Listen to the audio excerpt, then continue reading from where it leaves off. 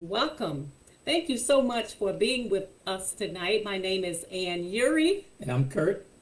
and we are coming to you again. This will be our video 2, where we will talk about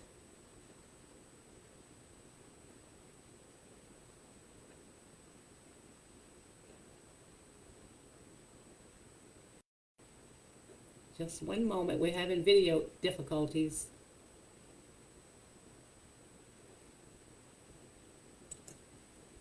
Thank you. Thank you. Thank you so much. Okay, we are going to try this again, and we apologize for those difficulties. But again, thank you for being with us this evening. My name is Ann Yuri. And I'm Kurt. And this is video 2. And we came to you a couple weeks ago, actually, and we talked to you about, or shared with you about our marriage, 40 reasons why we chose not to divorce. Mm-hmm. And it's sort of good sometimes to listen to couples that have been married to tell you things that happened in their marriage and why they chose not to get a divorce. And so we are doing this because we're hoping it can inspire, first of all, young ladies that are growing up today very excited about getting married one day, and those that are already married. And so we encourage other couples to do the same. We are sharing about our marriage, sharing about the good times, sharing about the not so good times. But the key is we are still here. And so tonight we're going to talk about in-laws.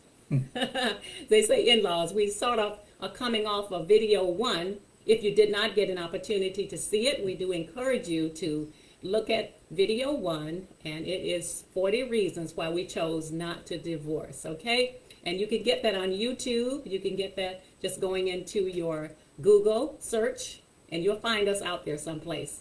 So thanks again for being here tonight. So one of the things that I realized in finding my wife to be and wanting to marry her, that I wasn't just marrying her, I was also connected to her family.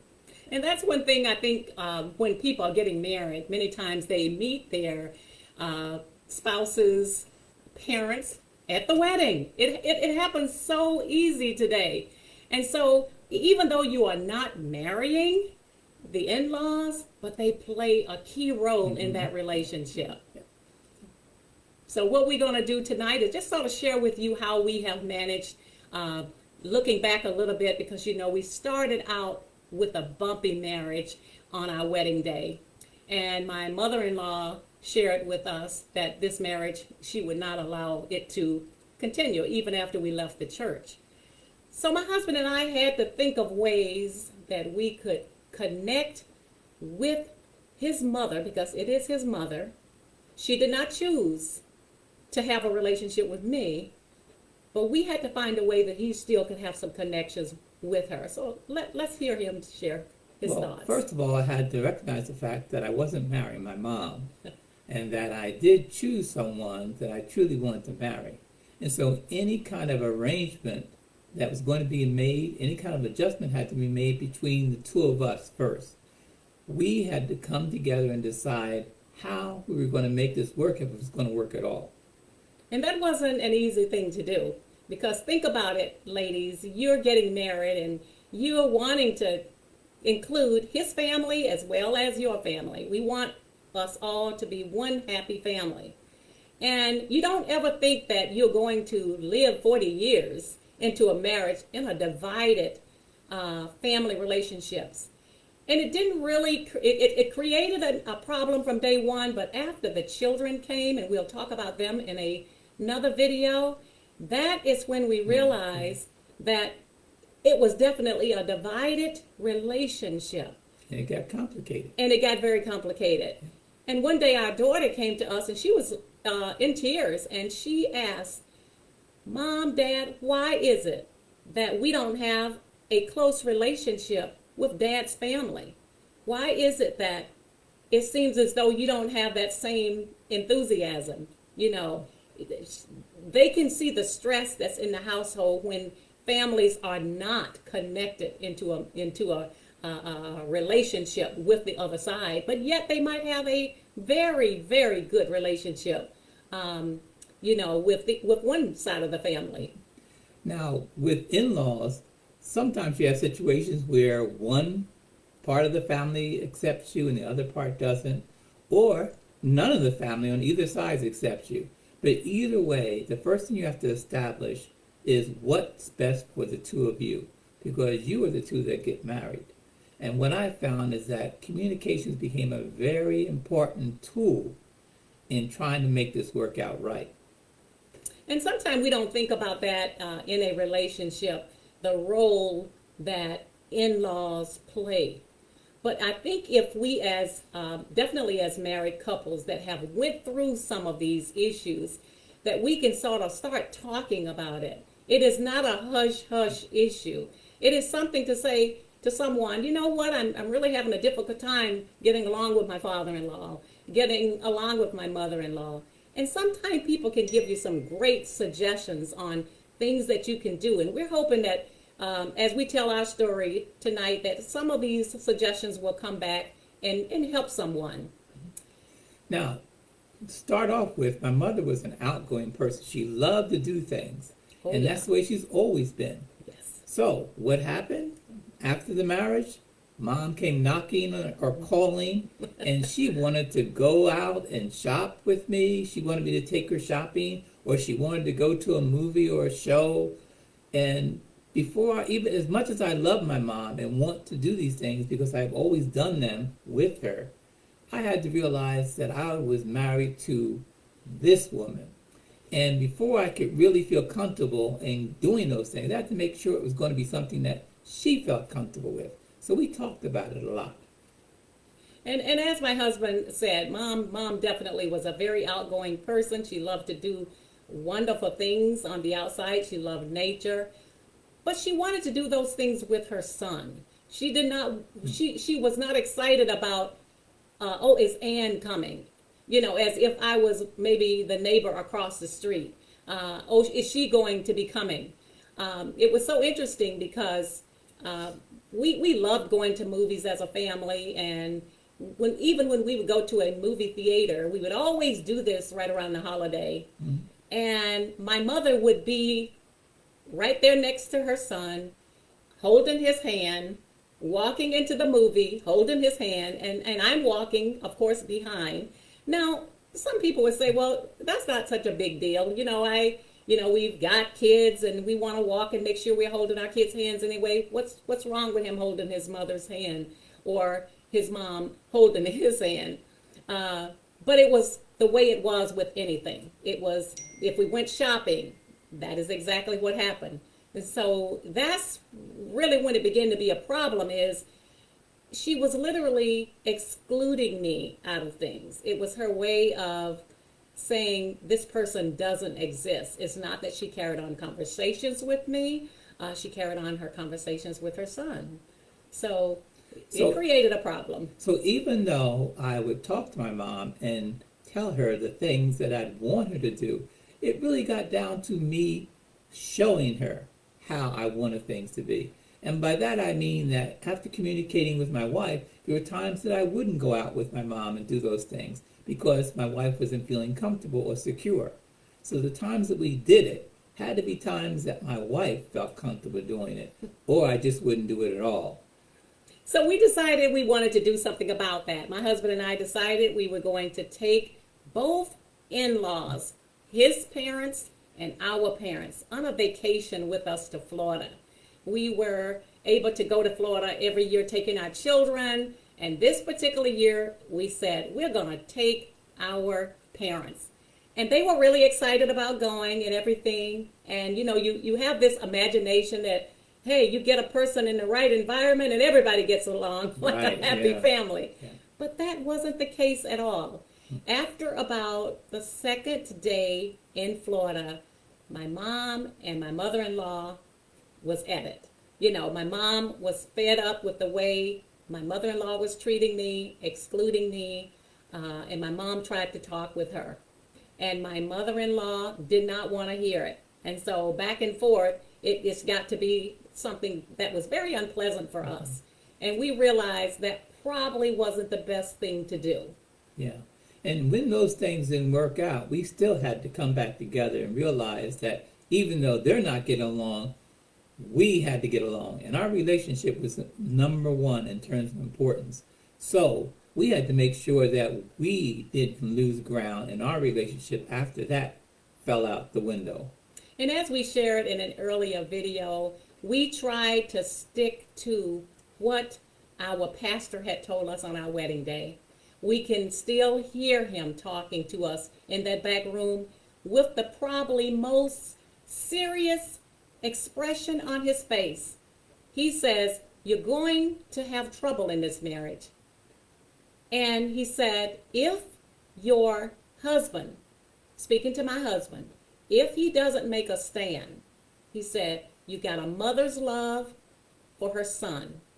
But at this point, you as the son has to cleave to your wife.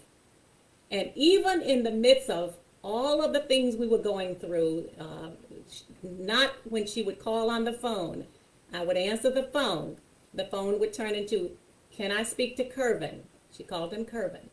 It wasn't like, "Hi, Ann, how are you today?" Never any conversations like that. It was always over my head to my son. And it was just an interesting thing. So I say to couples out there, yeah, this sounds like sometimes it can be small.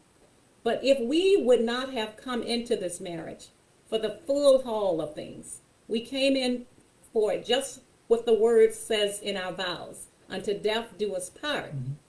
Has it been Sunday? Absolutely not. Has it been hard work? Oh, absolutely yes. And we both can say that. Have there been moments that we wanted to use that word that we chose to not use? Yes. But you always have to come back to your whys. Think about why I got married in the first place. I would encourage couples to often open up your photo album and look at the pictures in your album on the day that you got married, which is normally for a woman the happiest day of her life. Mm-hmm. Now, in my particular case, if you watch video 1, you'll see that didn't happen even in the photos. My mother-in-law was in the photos at the altar. So a lot of things that can carry into those 40 years to make you absolutely miserable, don't let it. Stand firm and say, you know what? These things happen, but even though they happen, we can get through this. And we always stuck together in times like that. We would talk to each other, and we would make it easier mm-hmm. for the other person just by knowing I'm with you with whatever you're going through here. And like I said, even though the situations that we tried with my mom didn't come out very successful, it still was important that my wife and I had that level of communications, and we would talk about it. And we would talk about the things we tried that didn't work and the things that we thought were working. But most importantly, we talked about what we needed to do to make sure we were strong in our relationship. And that was a continual thing.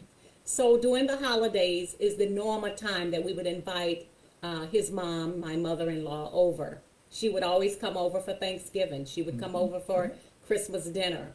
And she loved the food. And I'm not even a person that cooks great food, but she loved the food.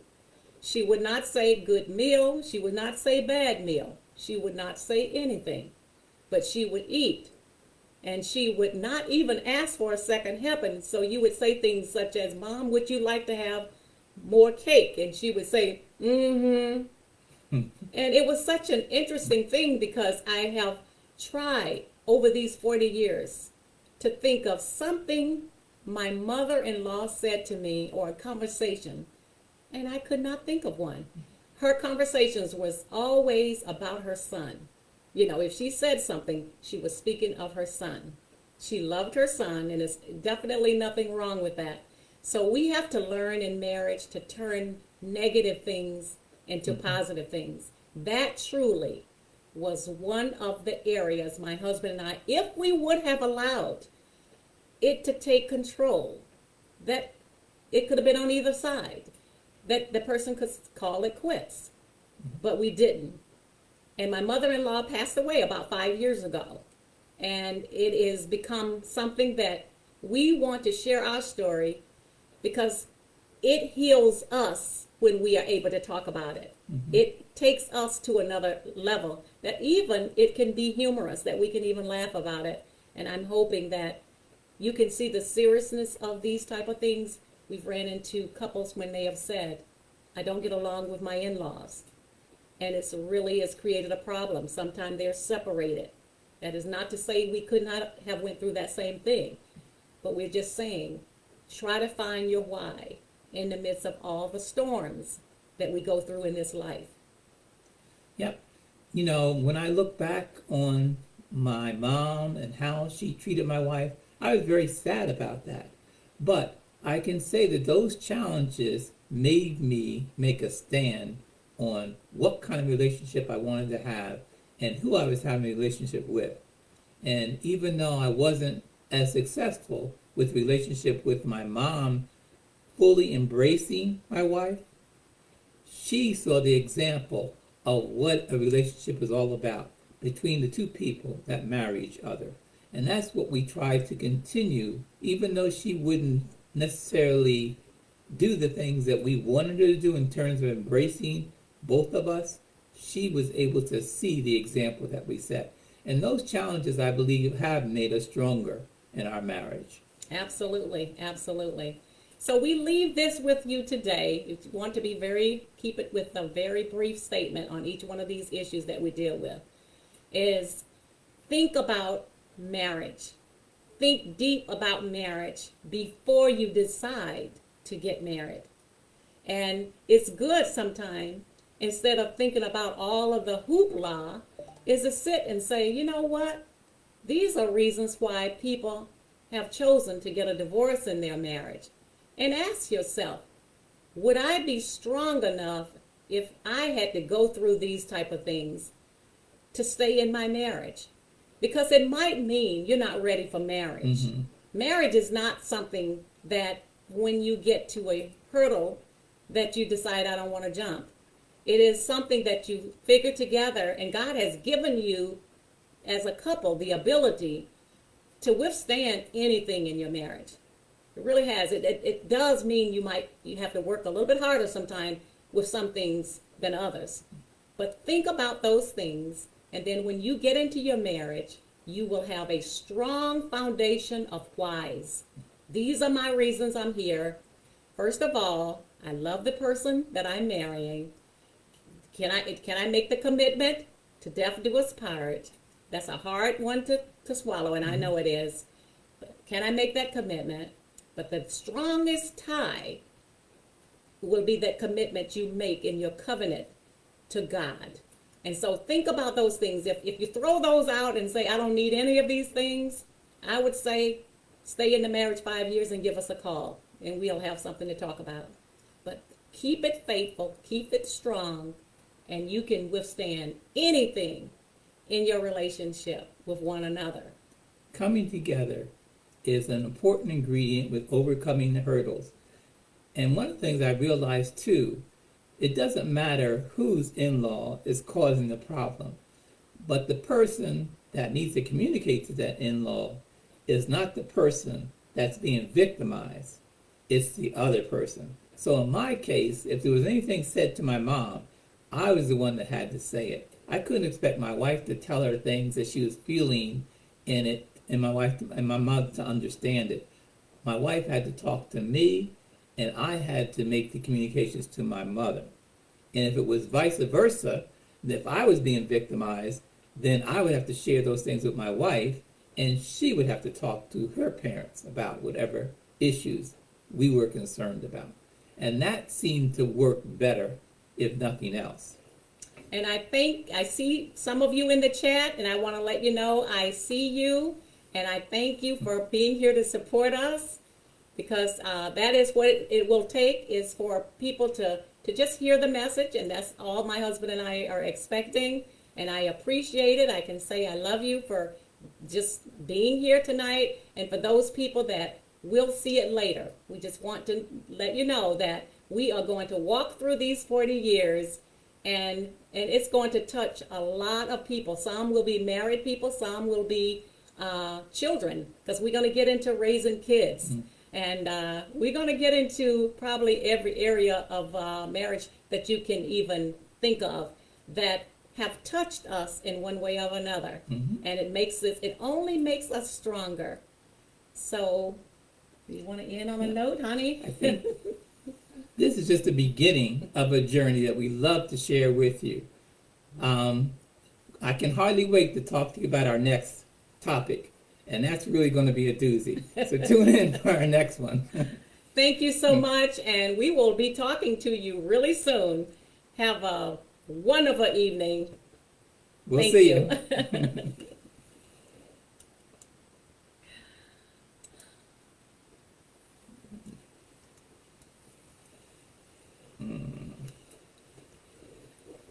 If you end this live video now, you'll be able to close if you want to save or delete.